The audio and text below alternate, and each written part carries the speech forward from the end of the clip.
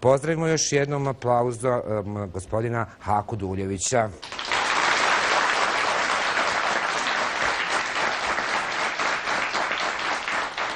Vaša izjava od protekle sedmice zaista je bila u svim medijima, ne samo u Bosni i Hercegovini, nego u regionu. Ali kažu neki da ste iskoristili Željka Komšića da bi promovisali vašu fondaciju. Je li to tačno? Najprije želim da uputim vama dobro večer i prisutnim u studiju i da, naravno i gledalcima, i da poselam i moje Bošnjake. Željko Komšić svakako personalno nije važan u ovoj priči.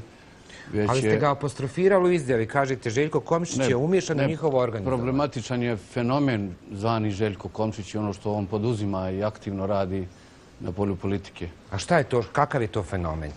Fenomen Željka Komšića naravno mogu objasniti, ali obzirom da bi se trebalo malo širi kontekst uzeti, Željko Komšić je, da kažem, personifikacija jednog čovjeka koji bez autentičnosti manipulira najprije hrvatskim narodom, jer sjedeći u predsjedništvu BiH, a nemajući zato ni jedan glas dobijen iz hrvatskog naroda, praktično igra ulogu jednog Rahmana Morine, hrvatskog Rahmana Morine, znamo taj slučaj kako se desio u Srbiji.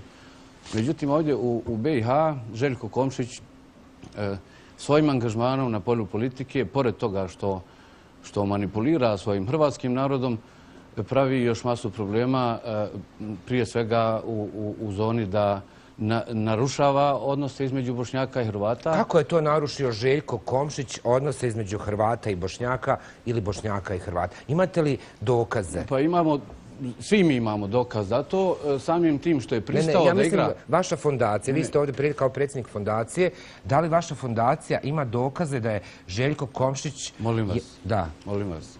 Ja večeras predstavljam Bošnjačku nacionalnu fondaciju. Ona je osnovana u kontekstu osnivanja Bošnjačke akademije nauka i umjetnosti. Također, Svjetskog bošnjačkog kongresa. Mi smo, koristeći sve naše resurse, već nekih 6 mjeseci vršili aktivno istraživanja, uključili jedan cijeli tim eksperata i oni su došli do jednog dokumenta koji se zove Stanje nacije, kojeg ja držim trenutno u ruci. Naravno, večerašnje moje gostovanje nema toliki prostor da ja elaboriram ovo. Pričat ćemo o tome, ali samim tim što je, iz ovoga se da iščitati, samim tim što je Željko Komšić pristao da na krilima Bošnjaka zastupa u najvećem državnom organu Hrvate, je pokvario odnose između Bošnjaka i Hrvata. Mislim, govorim samo... Evo da čujemo što kažu gledalci. O jednom segmentu. Dobro večer. Halo, dobro večer. Dobro večer. Izvolite. Božo Pavlović, okolina Tuzle. Izvolite, Božo, vaš komentar, stav. Ja bi nešto htio da kažem, možda van teme. Recite nam. Pa daj već jednom od te Bošnjake, Hrvate i Srbe, daj to skini sa programa, izaberite jednog predsjednika, jednog vladu, nemojte face više prikazivati, čir ću dobiti. Dobro, nemojte samo čir da dobijete, molim vas, Bog nas. Pa 20 godina nas handre u glavu, pa ispiraju nam mozak, pa ja ne znam, poludit ćemo. A šta ste rekli, šta nam radi 20 godina? Pa znaš šta, driblaju nas. Dobro, tako je ispravno. Hvala vam, 033-955-555. Ko predstavlja danas Bošnjake u Bosni i Hercegovini?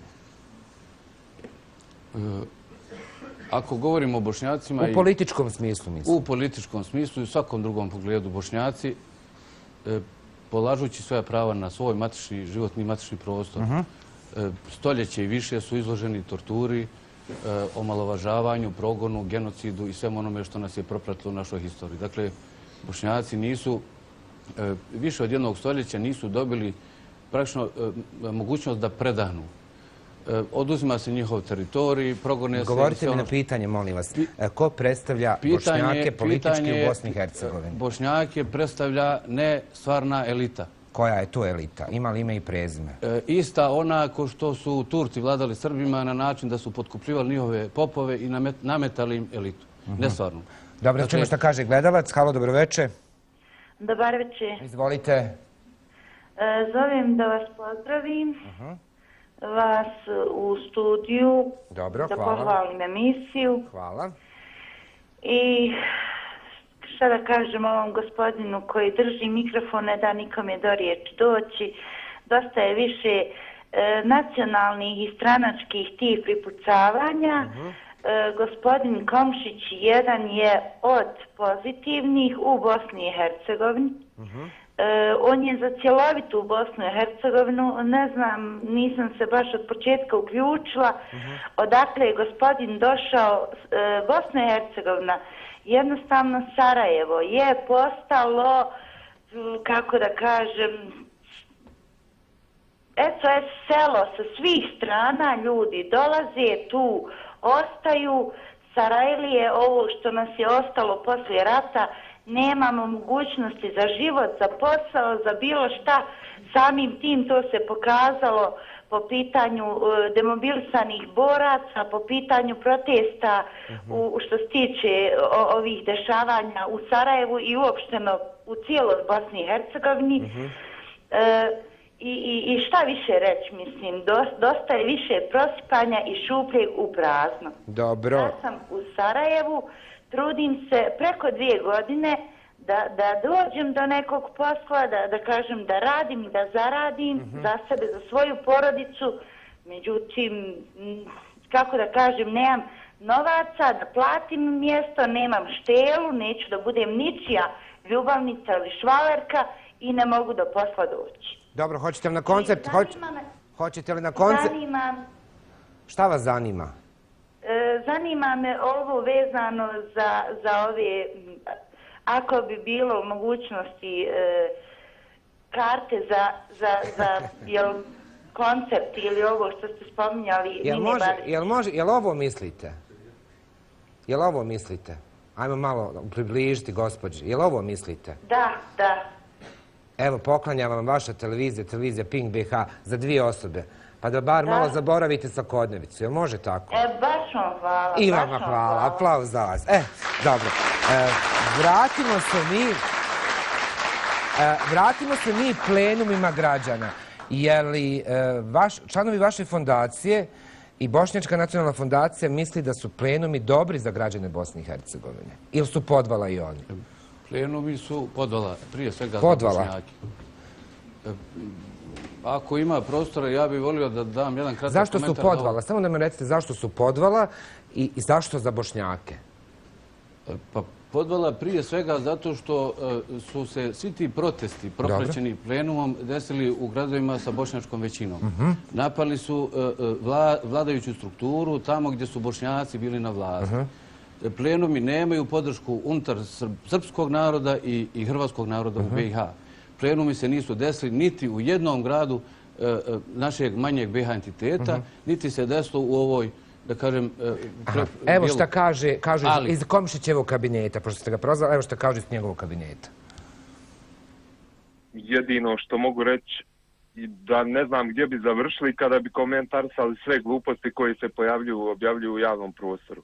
Jednostavno, totalne gluposti na koje nemamo uopšte komentara.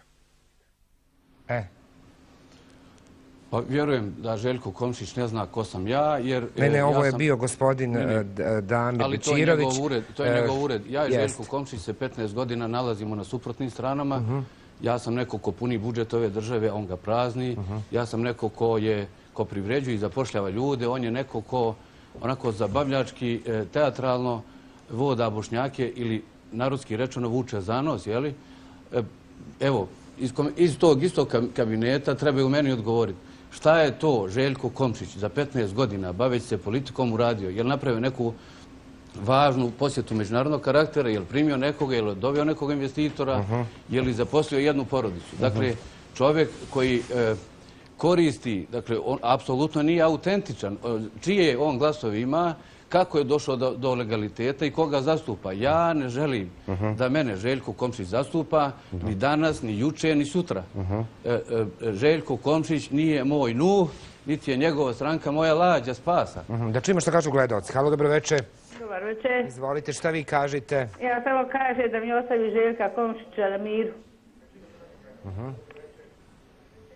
To je to, jel? Nije, još samo malo, jer Željko Komšić je isto u ovoj naslovnici Srbije koja dolazi rekao dalje ruke od Bosne. dok tog čovjeka uopšte ne poznajem. Važno je da je stavio samo taj bedž, a koga on zastupa, ja ne znam. Gospodin Hako Duljević je predsjednik Bošnjačke nacionalne fondacije. Pa i ja sam bošnjakinja, ali Boga im prvi put ga vidim, ne znam gdje je do sad bio.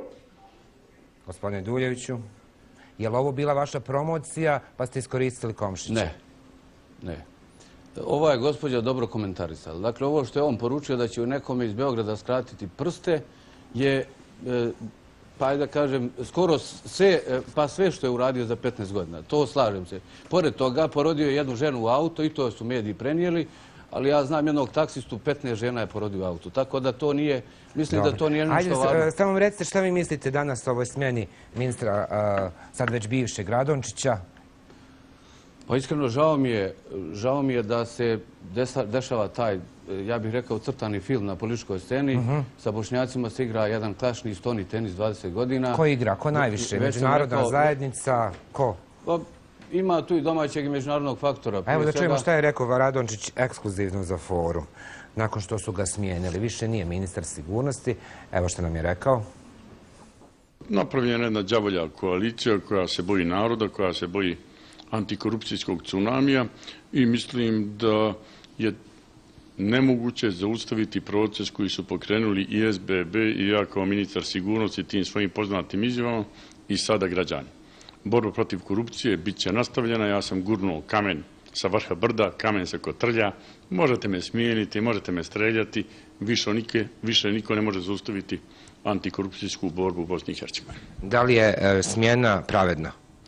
Pa da vam kažem, to je đavolji savez, Bakir, SDA, Zlatko SDP, Dodik, SNSD ili neko iz SDS-a. Jasno vam je da se radi o jednoj neprincipijelnoj koaliciji koja slabi Bosnu i Hercegovinu i ja očekujem da ćemo u oktobru imati jednu bolju, snažniju vlast gdje će makar prva trojica koje sam spomenuo biti izvan igre. Jer se osjećate krivim? Kriv sam zato što nisam htio da formiram krizni štab i tučem svoje građane. Šta hoću da kažem?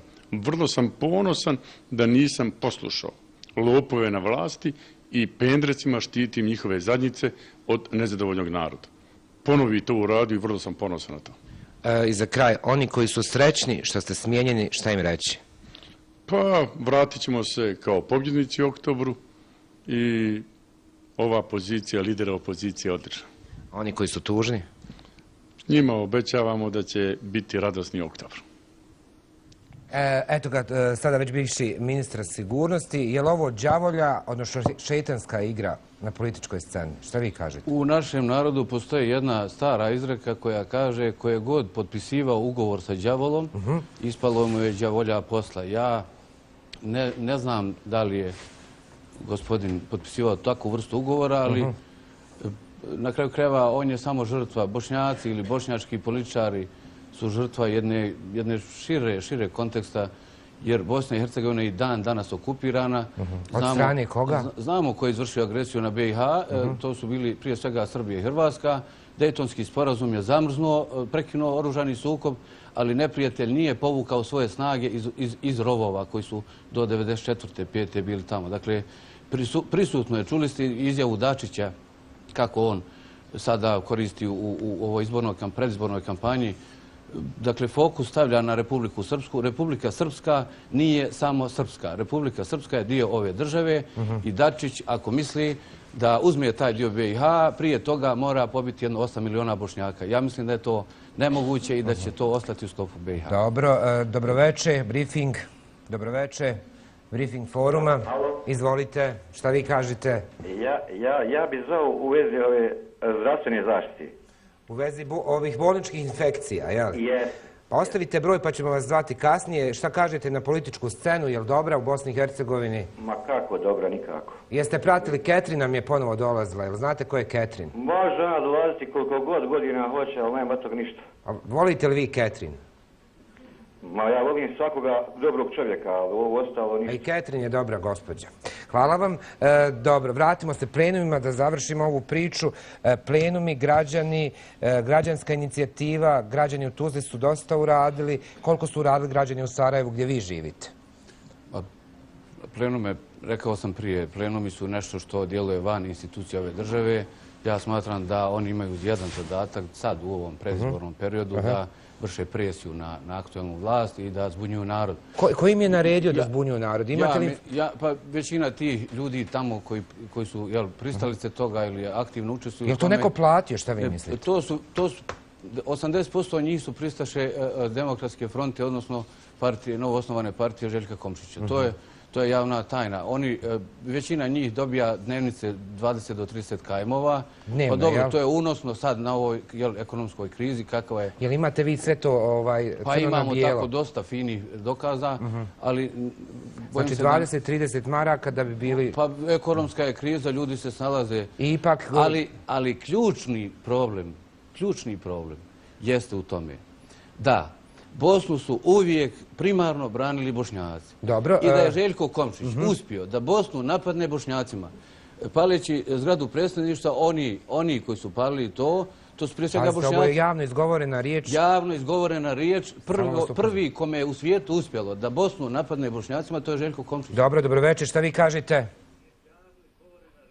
Halo, dobroveče. Halo? Izvolite, samo smanjite to na vašem TV prijemniku. Šta vi kažete? Relacija... Dobar večer. Dobro večer. Evo, ja sam svaki dan Halo? Recite, gospođo, čujemo vas, smanjite to na vašem TV prijemniku. Ma ne znam šta taj čovjek, ni ko je, ni šta je.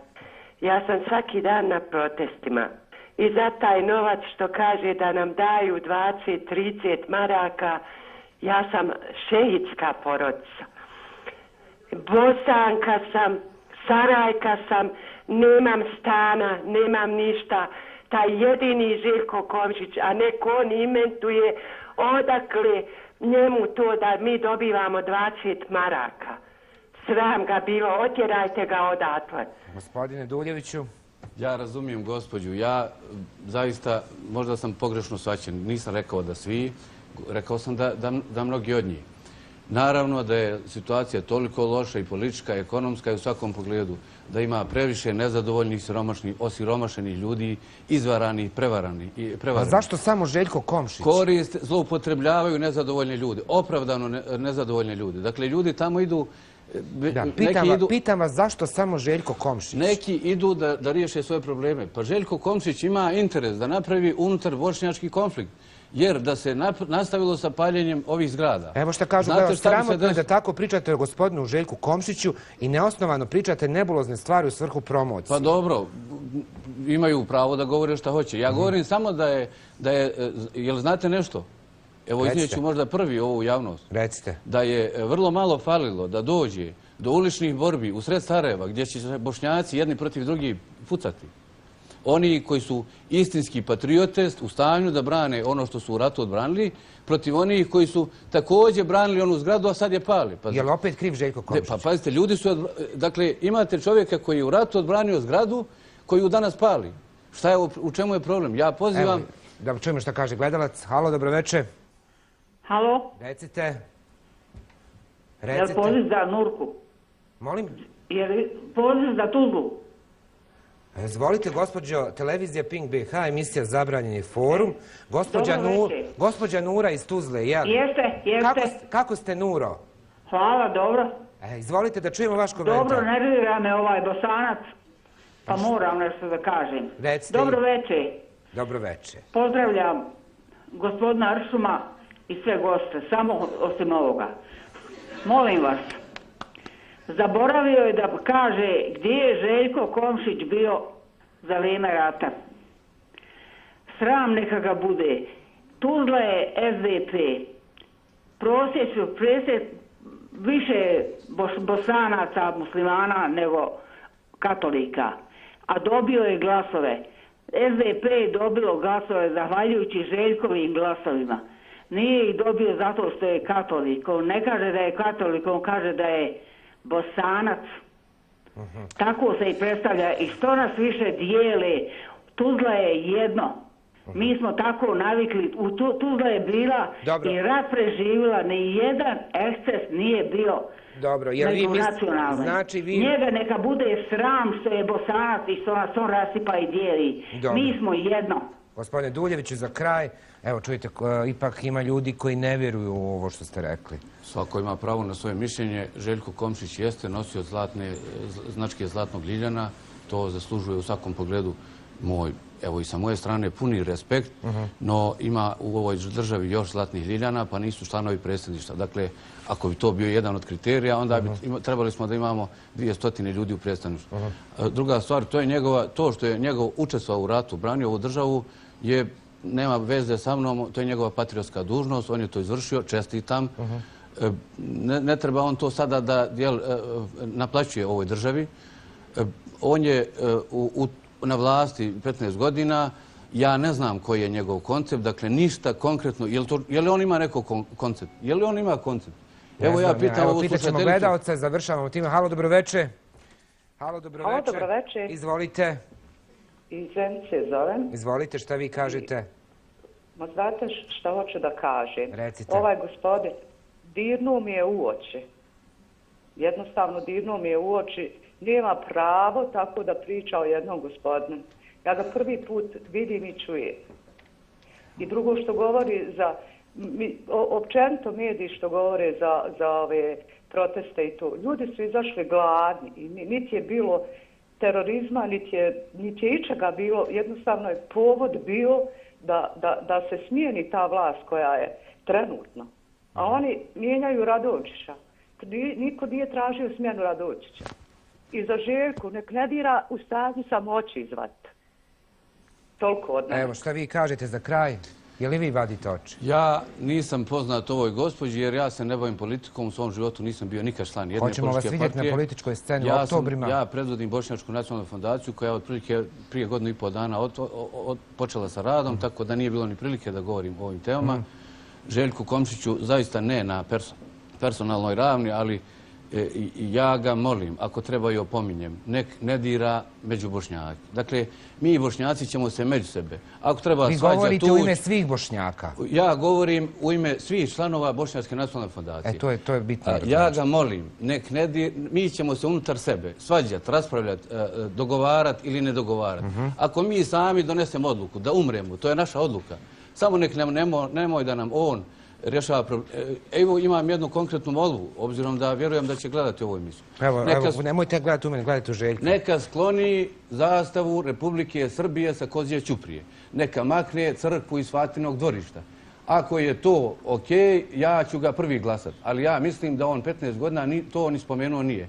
Neka nađe način da napravi jedno ministarstvo za dijasporu i milione Bošnjaka poveže sa svojom maticom i da oni mogu participirati u izgradnji ove zemlje. Dakle, ne postoji nijedna veza. Dobro. Gospodine Duljević, pričat ćemo ovdje. Aplauz za vas. Idemo na reklame. Moramo da idemo dalje. Hvala.